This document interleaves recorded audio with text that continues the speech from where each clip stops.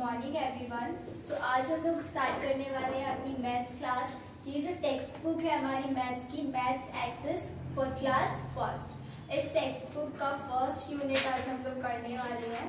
तो first unit है हमारा नंबर्स। तो इस चैप्टर में चैप्टर 1 है हमारा नंबर्स। इस चैप्टर में हम लोग पढ़ने वाले हैं नंबर्स अप टू 9, 1 से लेकर 9 तक के नंबर्स के बारे में जानेंगे हम। और द डिजिट 0 डिजिट की वैल्यू क्या होती है और वो किसके साथ नॉन वैल्यू होता है, उसकी इम्पोर्टेंस क्या होती है, ये सारी चीज़ें जानेंगे। कंपैरिजन ऑफ नंबर्स, 2 नंबर्स के बीच का कंपैरिजन पढ़ेंगे। असेंडिंग एंड डिसेंडिंग ऑर्डर पढ़ेंगे। एंड लास्ट टॉपिक होगा हमारा after, before and between numbers. Okay, तो फर्स्ट हमारा टॉपिक है यहाँ पर नंबर्स अप टू 9। 1 से लेकर 9 तक के नंबर्स हमने अपनी अर्लियर क्लासेस में पढ़े हैं। तो जब 1 से लेकर 9 तक जितने नंबर्स होते हैं ये सारे होते हैं 1 डिजिट नंबर्स होते हैं। तो ये सारे जितने भी नंबर्स होते हैं 1 to 9 नंबर्स होते हैं 1 2 3 4 5 6 7 8 एंड 9। ये जितने भी सारे सिंगल डिजिट नंबर होते हैं इन सब की प्लेस वैल्यू 1s की होती है।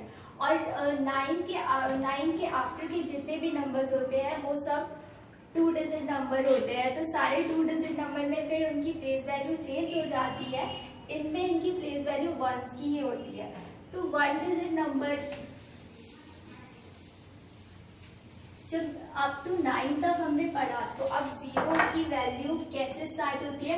1 से लेकर 9 तक तो सिंगल डिजिट होती है। इसके बाद फिर आ जाता है 10, ये हो जाता है 2 डिजिट नंबर। इसके बाद से सारे जितने भी रेगुलर नंबर्स होते हैं वो सारे 2 डिजिट नंबर हो जाते हैं। तो उनमें प्लेस वैल्यू उनकी हो जाती है 10s और 1s की। यहाँ पर जो पढ़ेंगे द डिजिट 0, इसमें होगी importance of 0 and it's value. 0 की वैल्यू क्या होती है। जब 0 अलोन रहता है, 0 अकेला रहता है, तब उसकी कोई वैल्यू नहीं होती है। बट अगर 0 किसी नंबर के आफ्टर लगता है, मतलब उसके बाद में लगे, तो वो उसकी वैल्यू को टेंस में चेंज करता है। जैसे कि हमने प्लेस वैल्यू में पढ़ा है, जो भी नंबर्स होते हैं वो राइट हैंड साइड के जो नंबर्स होते हैं उनकी प्लेस वैल्यू ऑलवेज 1s होती है और लेफ्ट हैंड साइड के नंबर्स की वैल्यू प्लेस वैल्यू इनकी होती है 10। तो 0 की इम्पोर्टेंस ये है कि 0 अगर अकेला है तो उसकी वैल्यू 0 ही रहेगी, कोई वैल्यू नहीं होती। एंड जब वो किसी नंबर के साथ चला जाता है तो वो उसकी वैल्यू को चेंज कर देता है।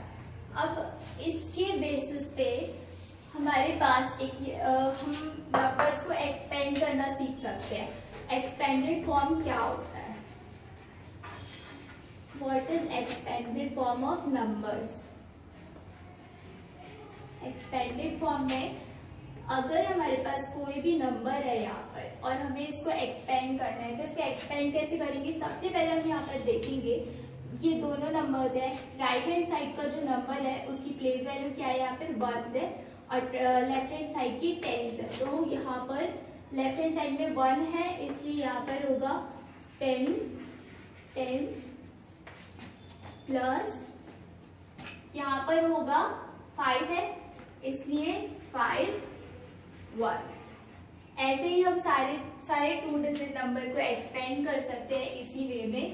फॉर एग्जाम्पल 40 है अगर, तो 40 10s, क्योंकि ये 10s की प्लेस पे है और 0 1s की प्लेस पे है, तो ये एज इट इज 0 1s हो जाएगा।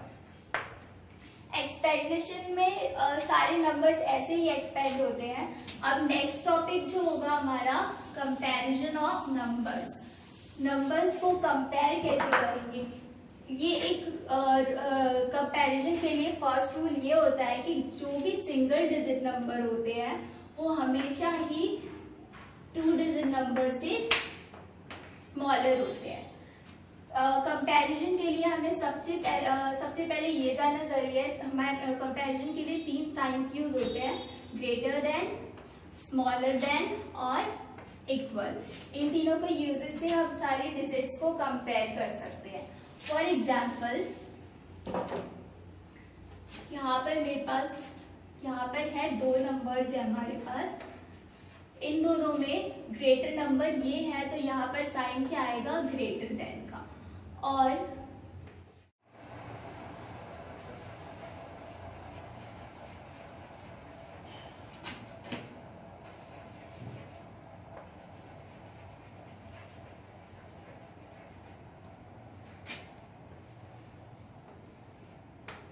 Comparison of numbers. कंपैरिजन का मतलब टू नंबर्स के बीच में ये पता करना कि कौन सा नंबर बड़ा है और कौन सा नंबर छोटा है।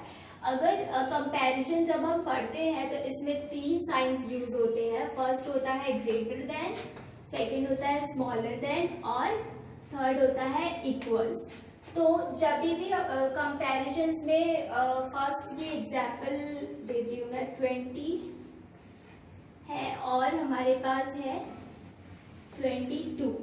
तो इन दोनों नंबर्स में से ये 20 है और ये 22 है, तो इनमें से बड़ा कौन सा नंबर है, 22। तो हमारा ग्रेटर देन साइन इस तरफ लगेगा। अब एक और एग्जांपल हो जाएगा हमारे पास, 9 है और 15। तो इसमें कौन सा नंबर बड़ा है, 15 है, तो फिर साइन कौन सा लगेगा, ग्रेटर देन का। अब इक्वल्स के लिए हम लोग एग्जाम्पल लेंगे। अगर कोई दो नंबर्स है, ये दोनों नंबर सेम है, कोई बड़ा है इसमें से या कोई छोटा नहीं है, ये दोनों नंबर सेम है, इसलिए इसमें साइन लगेगा हमारा इक्वल का। तो हम ऐसे ही सारे नंबर्स को कंपेयर कर सकते हैं एक दूसरे से। अब एंड हमारा नेक्स्ट टॉपिक है असेंडिंग ऑर्डर।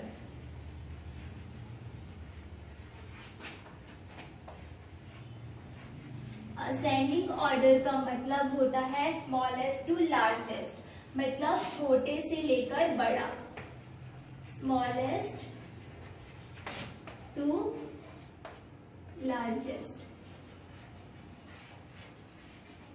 असेंडिंग ऑर्डर का मतलब होता है किसी भी छोटी वैल्यू से लेकर उसके आगे बड़ी वैल्यू तक बढ़ते जाना ही असेंडिंग ऑर्डर होता है। फॉर एग्जाम्पल जब हम नॉर्मल काउंटिंग लिखते हैं 1 2 3 4 5 6 7 8 9 10 एंड सो ऑन, जब हम इसमें और भी आगे बढ़ते जाते हैं तो आप देख सकते हैं यहाँ पर 1 जो है सबसे छोटा नंबर है, फिर उससे बड़ा है 2, फिर उससे बड़ा है 3 एंड 4 5, ऐसे ही ये लार्जेस्ट नंबर तक बढ़ते जा रहे हैं। तो असेंडिंग ऑर्डर का मतलब होता है छोटे से बड़ा।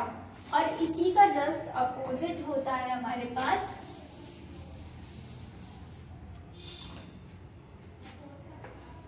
Descending order.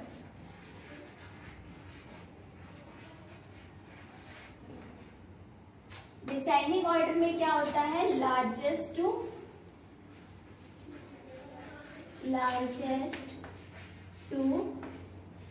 स्मॉलेस्ट। इसका मतलब होता है बड़े से छोटे की तरफ जाते हैं। जैसे रिवर्स काउंटिंग में होता है, हम जो बड़ा नंबर रहता है उसके बाद फिर हम छोटे नंबर पे स्किप करते जाते हैं, वैसे ही होता है। रिवर्स काउंटिंग होती है उसी की तरह होता है, बड़े नंबर से छोटे नंबर पे जाते हैं, वो डिसेंडिंग ऑर्डर होता है। फॉर एग्जाम्पल 10 9 8 7, फिर छोटा 7 से छोटा 6 है, 6 से छोटा 5, इससे और स्मॉलर नंबर पे जाएंगे 4 3 2 1।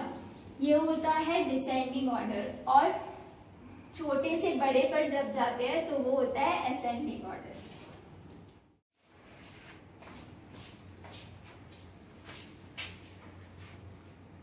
सो स्टूडेंट्स, ये सारी चीज़ें हमने आपको पीडीएफ में दी हुई है, उसमें आपको होमवर्क दिया गया है नंबर से रिलेटेड। आपको आफ्टर बिफोर नंबर्स दिए हुए हैं, असेंडिंग एंड डिसेंडिंग ऑर्डर्स दिया हुआ है होमवर्क में, और काउंटिंग्स भी दी हुई है आपको होमवर्क में, कंपैरिजन ऑफ नंबर्स दिया हुआ है। तो आपको ये सारी चीज़ें आपने अगर अपने अपनी बुक्स या आपने अपनी फेयर कॉपी ले ली है स्टेशनरी से तो आप फेयर कीजिए उसको, नहीं तो आप अपनी किसी भी ऑर्डिनरी कॉपी में, रफ कॉपी है आपके पास तो आप उसमें कीजिए, अपने वर्क को कंप्लीट कीजिए और ये सारी चीज़ों को लर्न करके रखिए।